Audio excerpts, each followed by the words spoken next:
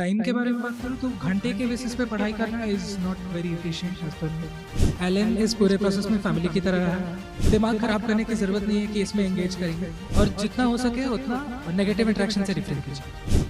मंजिल उन्हें मिलती है जिनके सपनों में जान होती है और जिन्हें अपनी मेहनत पर भरोसा होता है। मेरे साथ है आदित्य कुमार, जिनकी जेईई मेंस में रैंक 4 इन्होंने हासिल की है। और आदित्य, सबसे पहले यही पूछूंगी, कैसा लग रहा है रैंक 4 हासिल करके टॉप 5 में एक रैंक आना अपने आप में बहुत बड़ी अचीवमेंट है, कैसा महसूस कर रहे हो? फीलिंग तो काफ़ी अच्छी है। मतलब पेरेंट्स, टीचर्स, फ्रेंड्स, मतलब सबसे कॉल आते रहते हैं। अदरवाइज़ मतलब ये भी ध्यान में रखना है कि जेईई एडवांस्ड भी अभी बचा हुआ है, तो उस पर भी ध्यान देना है, उसको भी टाइम देना है। तो अभी सेलिब्रेट करने का टाइम है, तो अभी सेलिब्रेट करेंगे। तो आदित्य की एक बात मुझे बहुत अच्छी लगी। आदित्य, हम जेईई मेन सेशन 1 के टाइम में भी मिले थे, जब आपने परफेक्ट स्कोर हासिल किया था, 300 में से 300 मार्क्स आप लेकर आए थे। उस समय भी आपने साफ कहा था कि अभी अभी रुको, अभी सेलिब्रेशन का समय नहीं है, अभी भी आपका गोल जो है वो फिक्स है, अभी भी आपको जेईई एडवांस का इंतजार है। तो कहीं ना कहीं ये मान सकते हैं कि आप अपने गोल से नहीं हटते हैं, आप अपने एम को डिसाइड करके उसी के पीछे लगे रहते हैं। हाँ, मैं यही बोलूँगा, क्योंकि मतलब एडवांस ही मेन टारगेट है, तो उस पर ध्यान कंसिस्टेंटली बना रहता है। अच्छा, जैसे ही रिजल्ट देखा, अपना नाम देखा, घर में कैसा माहौल है? सबसे पहले माँ का रिएक्शन कैसा था आपका, क्योंकि आपकी मम्मी पिछले 2 साल से आपके साथ यहीं रह रही है, आपके सपने को वो भी जी रही हैं।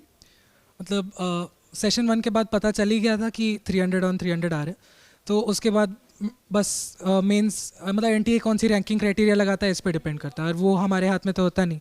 तो हैप्पीनेस तो डेफिनेटली थी कि AIR 4 है, लेकिन apart from that it was pretty much normal.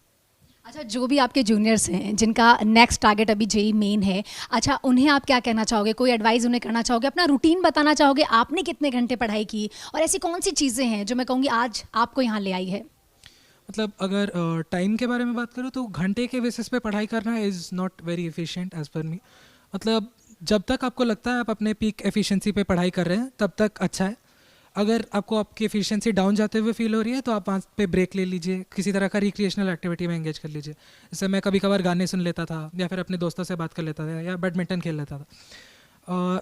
इसके अलावा मतलब जब पढ़ाई कर रहे हो तो पूरा ध्यान सिर्फ पढ़ाई पे होना चाहिए, और बस इतना ही कहना चाहूँगा। और इसके अलावा अगर प्रिपरेशन के बारे में बात करनी हो तो मतलब मैं ऑन एवरेज 4 से 5 घंटे तो क्लास रहते थे, इसके अलावा मैं 6 से 7 घंटे सेल्फ स्टडीज़ करता था।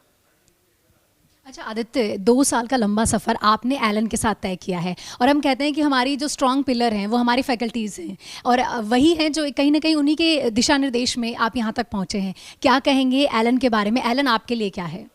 एलन इस पूरे प्रोसेस में फैमिली की तरह है, तो मतलब पूरे प्रोसेस में हर तरह से सपोर्ट किया है। तो ये जो ग्रोथ है, ये जर्नी जो है जेईई मेंस और एडवांस वाली, इसमें होलिस्टिक डेवलपमेंट देना एलन का काम रहा है। तो चाहे वो कॉन्सेप्ट रिलेटेड डाउट्स हो, सब्जेक्ट रिलेटेड डाउट्स हो, तो ऑड टाइम्स पे डाउट क्लैरिफिकेशन हो जाता था। टीचर्स के साथ हमेशा जेल रहते थे, हमेशा कांटेक्ट में रहते थे, इवन थ्रू व्हाट्सएप या और कोई कम्युनिकेशन प्लेटफॉर्म्स। इसके अलावा सपोर्ट स्टाफ ने हमेशा ये इंश्योर किया है कि मिनिमम टाइम वेस्ट हो, पंक्चुअलिटी हमेशा मेंटेन की है। तो इस पे काफ़ी ध्यान रहा है। और अपार्ट फ्रॉम एकेडमिक साइड जो इमोशनल मेंटल स्ट्रेस होता है इस पूरे प्रिपरेशन का, इसमें भी एलन ने काफ़ी ज़्यादा सपोर्ट किया है।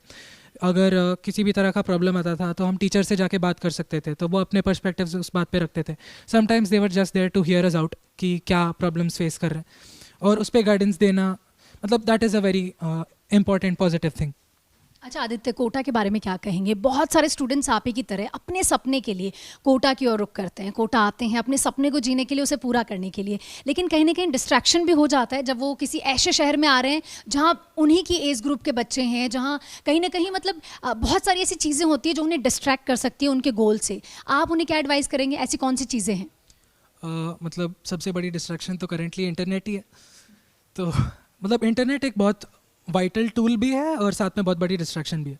तो उसको यूज़ करना आना चाहिए कि किन चीज़ों पे ध्यान देना है, किन चीज़ों का काम लेना है, और किन चीज़ों से रिफ्रेन करना है। मतलब बहुत ज़्यादा देर के लिए यूट्यूब देखना या ऐसे ही इंटरनेट पे पड़े रहना, दिन भर स्क्रॉल करते रहना, this is not advisable at all. तो कोटा के बारे में अगर मैं जनरल में बात करूँ तो कोटा तो प्लेस बहुत ज़्यादा स्टडी ड्रिवन एनवायरनमेंट है। यहाँ पे आप अपने ही स्टूडेंट्स, अपने पीयर्स, अपने दोस्तों को देख के, अपने साथ के स्टूडेंट्स को देख के आप अपने परफॉर्मेंस को इम्प्रूव करने पे काम करते हो। तो it gives you a drive कि आपको और बेटर करना है। अगर आप अपने पोटेंशियल पे 90% पे हो तो उसको 95 पे पुश कीजिए, 99 पे पुश कीजिए। तो ये पूरा ड्राइव कोटा देता है। और इसके साथ जो भी एक्सटर्नल फैक्टर्स हैं जो जिस भी तरह का नेगेटिव इंटरेक्शंस आपको लगते हैं तो उनसे रिफ्रेन करना बेटर है। मतलब दिमाग ख़राब करने की ज़रूरत नहीं है कि इसमें एंगेज करेंगे। जितने पॉजिटिव इंटरेक्शंस है, जिन भी चीज़ों से खुशी मिलती है, जो आपको अच्छा लगता है उसमें एंगेज कीजिए और जितना हो सके उतना नेगेटिव इंटरेक्शन से रिफ्रेन कीजिए।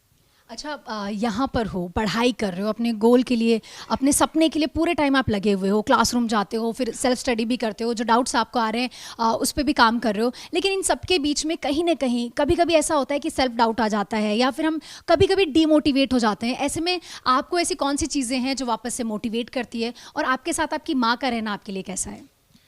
तो मम्मी का रहना तो बहुत बड़ा प्लस है, क्योंकि मतलब कभी भी कुछ भी फील होता है तो वो हमेशा सुनने के लिए रहती है, हमेशा गाइड करने के लिए रहती है कि इसके अराउंड कैसे हम वर्क करेंगे या क्या सोच के आगे बढ़ना है। और इन जनरल अगर मैं बात करूँ तो जो मेन डीमोटिवेटिंग फैक्टर्स होते हैं वो होता है या तो क्लास टेस्ट या जो CBTs एग्ज़ाम्स होते हैं, उनमें स्कोर डाउन होना मेन रीज़न ऑफ डीमोटिवेशन होता है। तो सबसे इम्पॉर्टेंट ये रियलाइज़ करना है कि कभी कभार टेस्ट इसी रीज़न से फ्रेम होते हैं कि वो आपको दिखाना चाहते हैं कि you still have a lot more to learn, you still have a long way to go. आपको फिर भी और मेहनत करनी है, फिर और सीखना है, फिर और ग्रास्प करना है। तो ऐसे टेस्ट का पर्पस ही होता है आपको दिखाना कि you have so much more to achieve. तो इनको देख के डिमोटिवेट नहीं होना है, क्योंकि ये आपका एक सेल्फ एनालिसिस का मेथड है। ये आपको बता रहा है कि आप where you stand right now and where you have to go. तो this is not the source of demotivation, it is telling you कि आपको और कितना मेहनत करना है और कहाँ अपने आप को देखना है, आपका जो गोल सेट है उसको अचीव करने के लिए और कितना एफर्ट लगेगा। तो it is not something to be demotivated about. हाँ, कभी कभार हो जाता है कि कभी कभार स्कोर ज़्यादा गिर जाते हैं, लगता है कि am I able to do this और नॉट, या मैं ठीक से कर रहा हूँ कि नहीं, ठीक से पढ़ रहा हूँ कि नहीं। लेकिन ये सारे factors honestly speaking they are pointless. मतलब इनके बारे में सोचना विशियस साइकिल ही है। तो जितना इसको अवॉइड करें, जितना, क्योंकि एग्ज़ाम तो आपको फाइनल डे पे आप क्या करोगे उस पर बेस्ड है। जितना बेस्ट प्रिपेयर कर सकते हो, जितना कॉन्फिडेंट रह सकते हो, उसी माइंडसेट पे एग्ज़ाम देना। अच्छा आदित्य, आपने मेहनत की, आपको खुद पर पूरा भरोसा था कि आप अचीव करने के लिए तैयारी कर रहे हो और क्या आप अचीव कर लोगे। लेकिन जब आपका एग्जाम होता है, आपके साथ आपकी मम्मी का एग्जाम होता है, आपके साथ आपके पापा का भी एग्जाम होता है, और आपके साथ आपके टीचर और मेंटर का भी एग्जाम होता है। ऐसे में जब आपका एग्जाम था तो सबसे ज़्यादा आपको क्या लगा? मतलब आपके आसपास कैसा माहौल था? टीचर का क्या कहना था या फिर आपके पेरेंट्स का क्या कहना था? मतलब टीचर्स ने तो उसके एक दिन पहले ही विश कर दिया था, मतलब ऑल द बेस्ट वगैरह, कि बेस्ट गाइडेंस, अपना कूल रखना पूरे एग्ज़ाम में, क्योंकि कभी कभार एग्ज़ाम में थोड़े बहुत मिसहैप्स हो जाते हैं, सिस्टम ग्लिचेस वगैरह। तो बस कंपोज्ड रहना और शांति से पेपर अटैम्प्ट करना, ये टीचर्स का गाइडेंस था। इसके अलावा मुझे ऑनेस्टली स्पीकिंग ज़्यादा कोई फ़र्क नहीं मिला था। मुझे लगा एक और CBT है, एक और LN का एग्ज़ाम है, इसको जाके देना है। बस इतना था कि जो थोड़े बहुत सिली मिस्टेक्स कभी कभार इंटरनल में हो जाते हैं, कि अगर थोड़ा सा सीरियसनेस कम रहता है as compare to main exams, तो उस पर मैं काम कर रहा था कॉन्शियसली कि किसी भी तरह की गलती ना हो। अब यहाँ पे भी एक थिन लाइन है कॉन्शियसनेस और ओवर कॉन्शियसनेस में। तो कॉन्शियस रह के सवाल बनाना और पैनिक नहीं करना, ये की फैक्टर रहा मेरा। और इसके अलावा मतलब पेरेंट्स का तो खैर, मम्मी तो स्ट्रेस हो गई थी थोड़ी बहुत एग्ज़ाम के बाद, लेकिन पापा कॉन्फिडेंट थे कि मैं अच्छा ही करूँगा, और मैं भी कॉन्फिडेंट था अपने ऊपर कि मैं जितना प्रिपरेशन किया है, जितना एफर्ट डाला है इस पूरे प्रोसेस में, मैं अच्छा ही करूँगा। तो निश्चित तौर पर मेहनत का कोई सब्स्टिट्यूट नहीं है। अगर आप मेहनत करते हैं तो निश्चित तौर पर आपको सफलता हासिल होती है।